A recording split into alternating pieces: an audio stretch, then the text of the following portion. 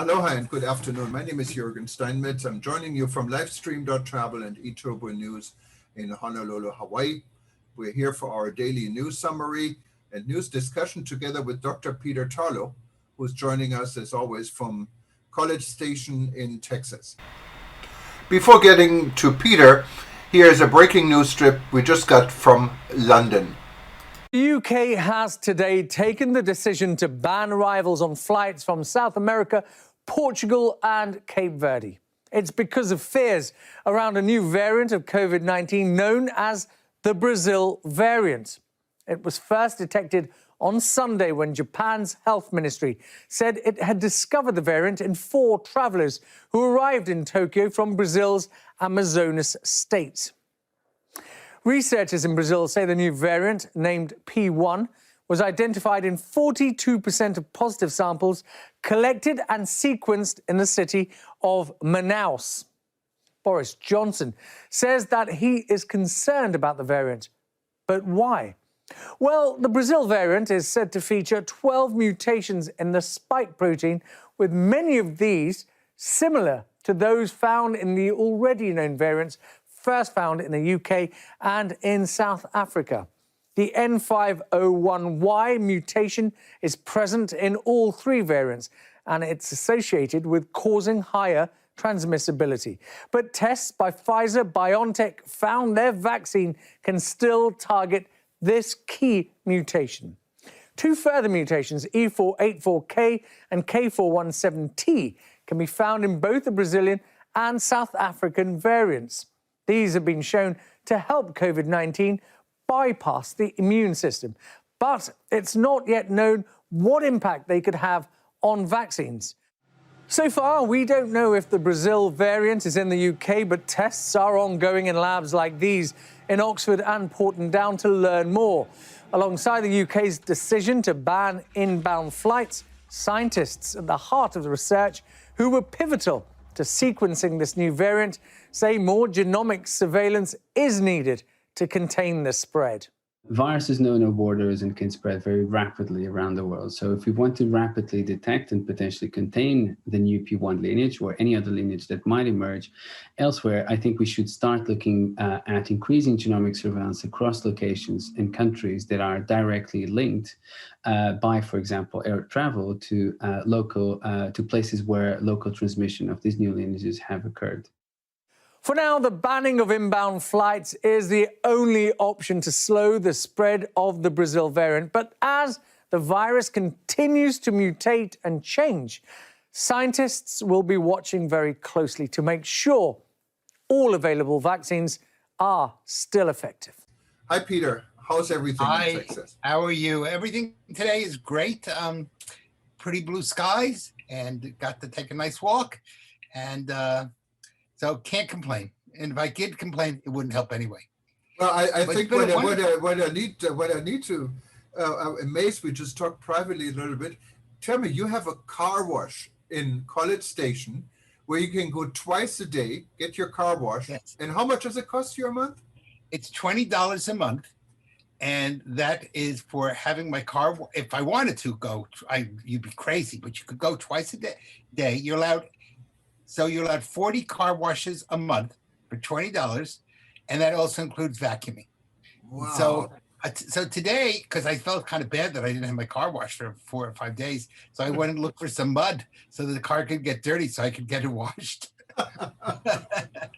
So yeah, but that's a good way to start our discussion tonight, because I think a lot of really nice things are happening a little bit. And, so often we talk about negative things in the world of tourism. I think it's good that maybe we talk about people starting to rebuild and open. So people in Portugal wrote to me that Portugal has opened its first Holocaust Museum. Now that's kind of a negative thematic, to say the least.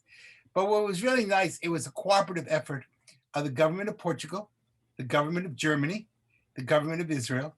The 3 governments came together, and they are going to be educating 100,000 Portuguese school children about the Holocaust and about how this should never happen again. So even though it's a negative, I kind of saw it as a positive because it's bringing people together and really trying to say, let's in a week where we had so many terrible things, it's nice to see people coming together. So that to me was really a kind of a nice thing. Then a friend of mine wrote to me in Kenya, and he was telling me about how he's developing a special school for orphan children and hoping to help children who don't have parents to be able to learn about the hospitality industry. He's a professor of tourism, and he's using his tourism knowledge to help children who might not have any other opportunity be able to have an opportunity in life. So again, it's tragic that you're an orphan, but it's wonderful that there are people out there who are trying to take a negative and help people along the way. So those are two, kind of nice things that I thought maybe put a smile on people's face a little bit, or know that we're not, all humanity is not bad. There really are nice things about people also. Yeah, and I don't want to take the smile away here either way, but we should caution everyone. I know we've done a number of stories about orphanage tourism altogether, and I'm sure your friend has good intentions and it's all legitimate, but there are orphanage, and there is a big market for orphanage tourism. I can tell you in Malaysia, Really? for example, in Cambodia, we have done stories where actually children are taken away from their parents, literally kidnapped, and put in these orphanages in order for people from other countries to take care of these children or adopt these children. This has been a big problem for many, many years. I've worked on the committee for UNWTO against sexual exploitation of children in tourism, and orphanage was a big issue. So this is not people visiting an orphanage. It's just an orphanage where they will learn. No, that's wonderful. Yeah, and they're just learning skills. Yeah, nothing more. No, and that's fine. But we're dealing, of course, we have a lot of people in the travel and tourism industry listening. So just be careful. If you're selling travel, before you sell travel and tourism for, but they call it volunteer tourism. And there's a lot of very, very good volunteer tourism initiatives. Sure. They're worth doing, including orphanage, but there's also some of the very black sheeps, and it needs to be researched. Sure. And of course, in the tourism industry, unfortunately, is very much involved with the whole issue of human trafficking. And I tend to think of human trafficking as just a modern word for slavery. They're not much different. And one of the things many people don't realize is not only women are trafficked, but there's also a lot of men who are trafficked, used as forced labor, etc.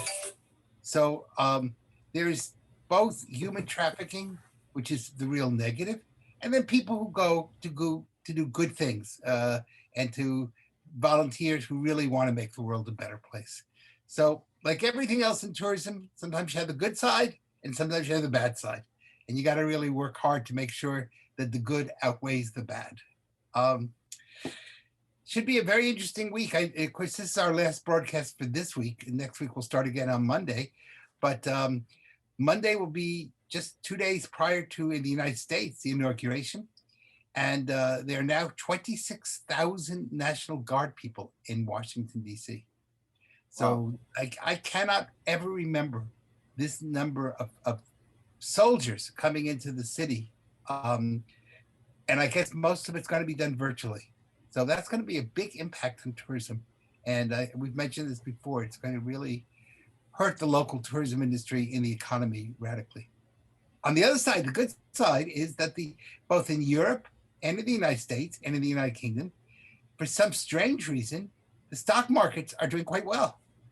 And so maybe even though people are a little bit afraid to fly because of COVID or some of the problems from lack of security, they also have the money, or at least many people have the money, and they feel even if they haven't cashed in their stock, they look at their portfolios and go, oh, I'm richer than I thought. And so that kind of gives them the sense that maybe they won't be economically afraid to fly or afraid to travel the way we were afraid they might be. So again, I think your point's really a good point, that it's two sides of every part of tourism has a positive side to the coin and a negative side. Yeah, today we published, I think, two interesting stories. One, about the robot at Key West yeah. Airport in Florida, and I found this amazing. There's a robot actually cleaning now the carpets at the airport with UV, they call it UVC wavelength, what Yes. kills 99.9% of the viruses. Yes. And I'm just wondering, I mean, all these type of techniques are available. Why aren't they used? I think people are a little bit lazy sometimes, but the other thing is, lots of times from a crisis, good things come.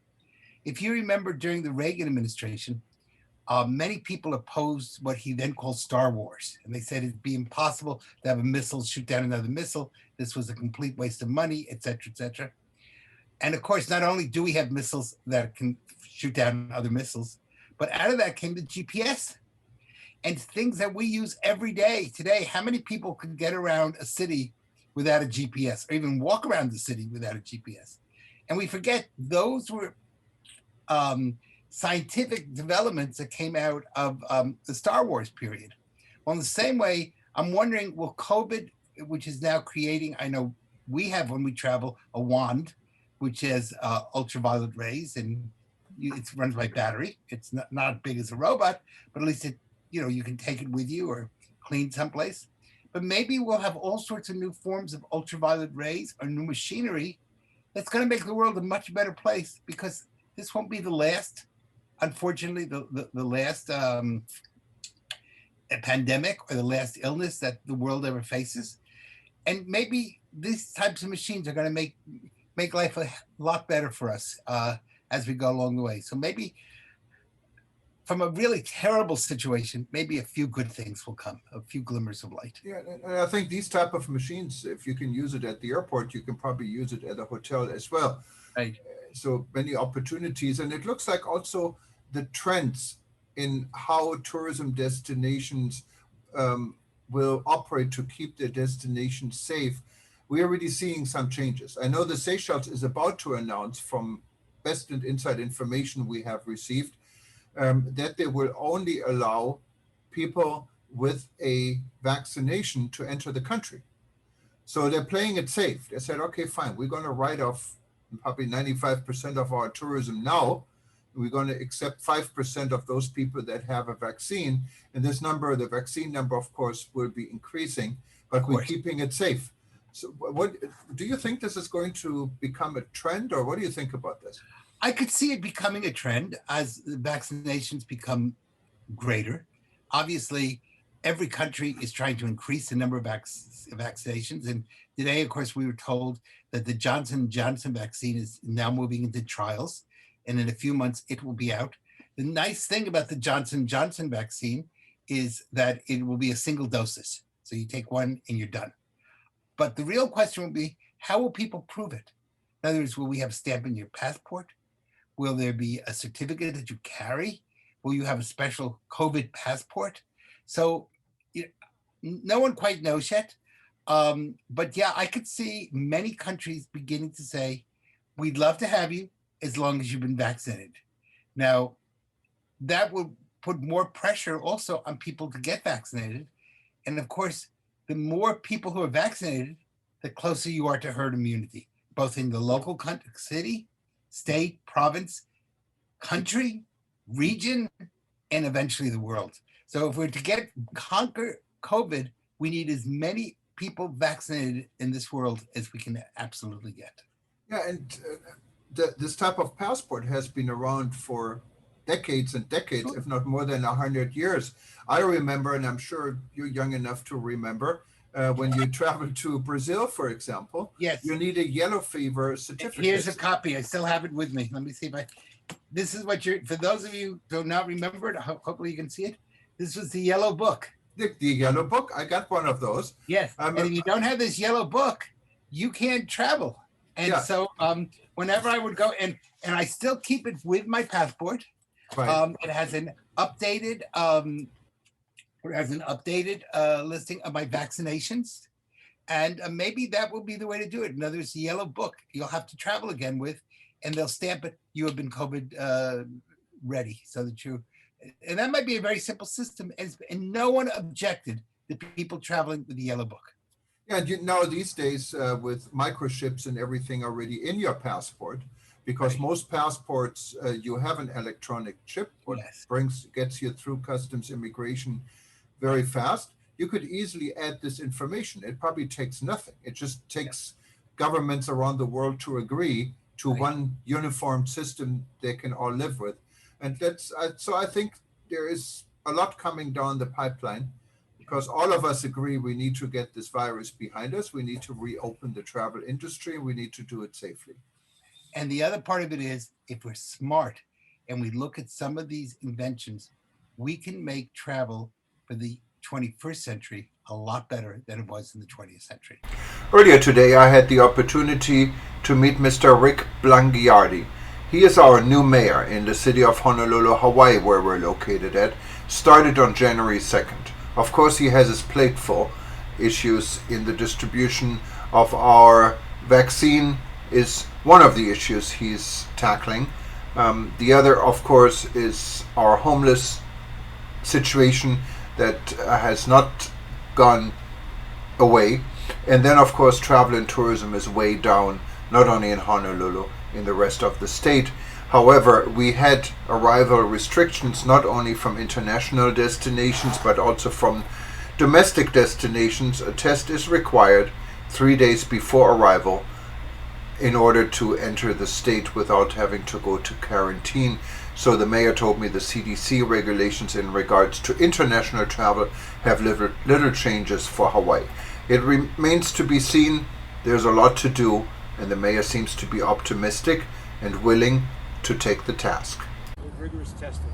You know, we don't have that at the amateur level, and some of the concerns have been about, you know, whether or not the spectators become more of a problem. Well, our position is right now, is really trying to give young people athletic experiences and not necessarily talking about competitive play. And we don't have that kind of testing, and we're going through that. We're having those discussions right now. Okay, I'm an advocate for trying to make that happen as soon as we possibly can. And once again, I promise Dr. Char and the governor will work in concert with the state's directives, but that doesn't mean we're not going to be trying to encourage and push and try to get factual data to try to make that happen sooner rather than later. So maybe that's a nice place to end. And I want to wish you a good evening or good afternoon, if in the case of Hawaii. Stay well, stay safe. Yeah, thank you, Peter. And before I let you go, I just wanted to remind everybody our next broadcast, as you say, will be on Monday. However, we have an exciting event coming up tomorrow. We're talking about cruise ships, and if cruising is really necessary, you shouldn't miss this. It's at 2 p.m. Hawaii time, what would make it 7 p.m. Eastern time. And then next week, we have our inauguration party celebrating the inauguration of President Biden together with tour guides from Washington. And this is going to be an interesting event because Washington probably wouldn't look the same. And let's see how our tour guides can guide us around all the 30,000 soldiers and military on Monday Yes. and Tuesday. But anyways, if you wanted to sign up for it, just go to worldtourismevents.com, or you go to eTurboNews, Livestream, or any of our websites and click on upcoming events, and you can be part of this discussion. Actually, you can be part of the Zoom call tomorrow about cruising and ask questions, and we hope to see you there. Now, this broadcast also will be archived on livestream.travel, so you can see it later again and again and again. And I wish you a nice weekend and nice evening to Texas, and aloha from this part of the world. All right. Good evening. And I think my sign off is going to be stay well, stay safe. Bye-bye. Bye-bye.